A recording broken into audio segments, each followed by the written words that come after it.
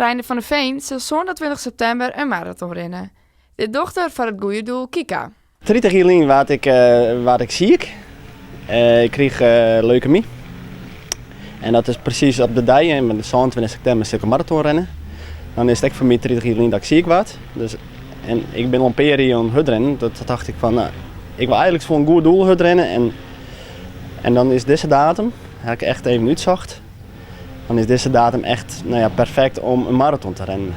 En ik zoek naar Berlijn. Maar helaas door de corona, maar de coronavirus gaat het net terug. Dus heb ik besloten om rondom Kommersweg te doen dit jaar. Op die dag zal het om 1 uur plaatsvinden in Kommersweg. Daar start ik. Ik zal starten bij Café Prins. Daar heb ik heel veel connecties en sponsors op helpen. Vandaar ik mijn besluit van daar start ik bij. Ik ga een rondje van 10 kilometer doen rondom Kommersweg.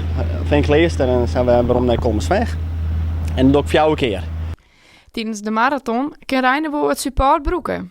Ik zie je pacers. Dat is om mensen die de kar een beetje loeken. Maar dat is ik alleen rennen en dat is wel best wel pittig. Alleen. Dus ik zie je wat support om mij te rennen of fietsen mij ek. Dus mensen kunnen bijvoorbeeld kiezen voor om een rondje mee te rennen. Als ze dat willen. En anders kunnen ze langs de kant staan.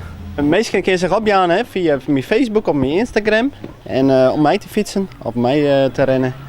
En dan via Facebook Reiner van der Veen of via Instagram ik Reiner van der Veen. En dan graag even een berichtje sturen als je mij fietsen wil of mij rennen. Je hoopt een soort deel op de helling voor de strijd in kinderkanker.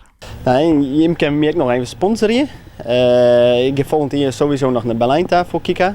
Omdat dit hier naar terug gaat het naar volgend jaar. Dat kan je via de website van Run for Kika Marathon. En ik haal bijna of dik over €1000 ophalen. Dat is een heel groot bedrag en ik hoop op meer. En we zullen zien.